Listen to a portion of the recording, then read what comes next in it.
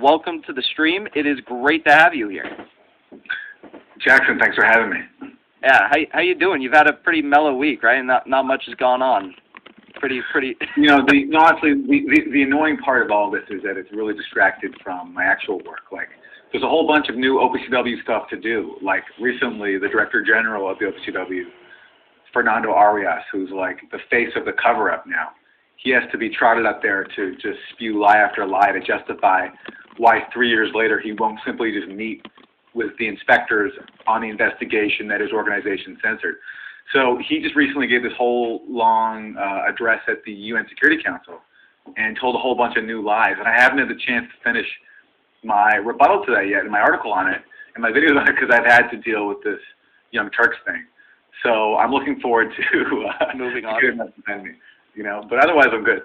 Yeah, well, yeah, I could definitely see how that would happen. But do you think there's been any sort of breakthrough with like a new audience? I mean, if you're like an objective listener, you're listening to what the Young Turks are putting forward with these Brooklyn-based journalists that claim to be like Syrian-based journalists, and you hear the lies coming from the Young Turks. Maybe some of these people were Young Turks subscribers, and then maybe they start listening to what you have to say, be it on this show or on Jimmy Dore or on Pushback, and they're like, it's very clear that he's the one who's telling the truth in this situation. So is it possible maybe you've had some people, switch over to your side of the aisle on this issue and recognize that you are the one providing the truth here?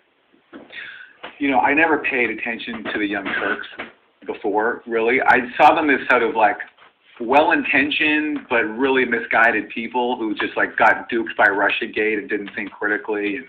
But then, like friends of mine have documented how Anna Kasparian has done NATO PR, and Cenk is, Cenk was certainly a big Russiagate dude. So I never took them seriously. So I don't know how many people have been like woken up by this whole thing, because I think most people knew them to be kind of just buffoons before. But certainly, if anybody took them seriously before this, when you see, like, forget the content of the Syria thing for a second. Just when you see that unhinged meltdown that they did, look at their behavior. Like, and look at their juvenile tone and how obnoxious they are. Yeah. Like, I just can't. Who would want to watch that? Like, and then you throw in the fact that like they say I'm paid by Russia and I work for dictators. It's just like, it's McCarthyite, but it's also just like, it's just juvenile. Like, who wants to watch that? And who could watch that and not find these people, I know, like cringe-worthy, because it's so annoying. So.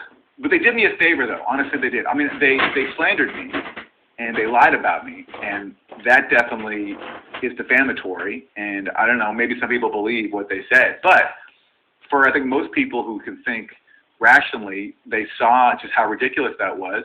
And then they did something that all other media outlets have not done, which is that they made this OPCW scandal an issue. It gave me an opportunity to discuss it to people who might not have heard about it before. And that's because, as I said on the Jimmy Dore show recently, smart propagandists, smart careerists who want to advance inside the establishment media and politics, they know that they cannot touch this OPCW story, because it's such a scandal what happened.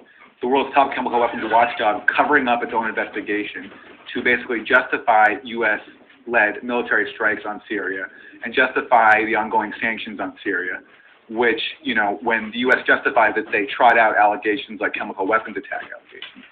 And also, by the way, cover up what actually happened to the people in Duma who were killed, because if it wasn't a chemical weapons attack, as the original OPCW team concluded, then that means that they were killed in some other way by the death squads that controlled Duma at the time. And so anybody who is whitewashing the cover-up by the OPCW is also trying to prevent a legitimate inquiry into how those people were actually killed. So a smart propagandist who sees the facts here, sees all the leaked documents from WikiLeaks, sees the original reports that got censored, sees the minutes of the toxicologist who looked at the evidence and said there's no way that this was a chemical attack, a smart propagandist will not acknowledge this story at all. Because once you acknowledge this story's existence, once you acknowledge the fact of the story, you have to look at the actual facts. And the facts are so damning, so you have to just pretend they don't exist. That's